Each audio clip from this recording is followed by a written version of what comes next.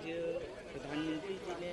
सदन में लोकसभा में अपनी बातें रखी, लेकिन कांग्रेस का अभी भी कहना है कि प्रश्न अभी भी अनुत्तरित रह गए। कांग्रेस पार्टी पिछले 16 घंटे से 2 दिनों में एक सवाल पूछ रही थी कि आखिर ये सीज फायर डोनाल्ड ट्रंप के कहने पर क्यों हुआ। आज भारत के प्रधानमंत्री श्री मोदी जी ने स्पष्ट तौर से खड़े होकर के भारत के सदन में कहा कि देश के किसी नेता का, दुनिया के किसी नेता का कोई हमारे ऊपर दबाव या कोई नहीं था कि जो हम सीज फायर करें। अलबत्ता उन्होंने कहा कि जेडी वैंस जो उपराष्ट्रपति अमेरिका के, उन्होंने 9 की रात मई को कहा कि बहुत बड़ा हमला पाकिस्तान करने वाला है। उन्होंने कहा अगर वो हमला करने के लिए सोच रहा है तो उसका हश्र बुरा होगा। और 10 तारीख को आपने देखा 11 एयरबेस में, आज 8 एयरबेस आज भी भारत की सेना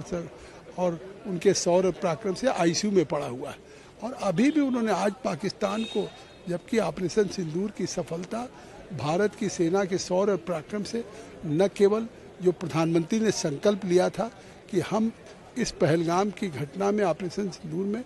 न केवल उन आतंकियों को मिट्टी में मिलाएंगे बल्कि उनके आकाओं को भी हम नेस्तनाबूद करेंगे। जहां उनके आकाओं को पाकिस्तान के 100 किलोमीटर अंदर, न केवल पाकिस्तान ऑक्युपाइड कश्मीर में बल्कि पाकिस्तान में भी, चाहे वो लश्कर तोयबा का हो, मुरीद के हो, चाहे जैसे मोहम्मद का बहावलपुर हो, चाहे हिजबुल मुजाहिदीन का सियालकोट हो, उसमें घुस करके 9 लोग ठिकानों को नेस्तनाबूद किया। और कल चाहे मूसा या उसके साथ 3 लोग जो पहलगाम के उन 26 बेगुनाह लोगों के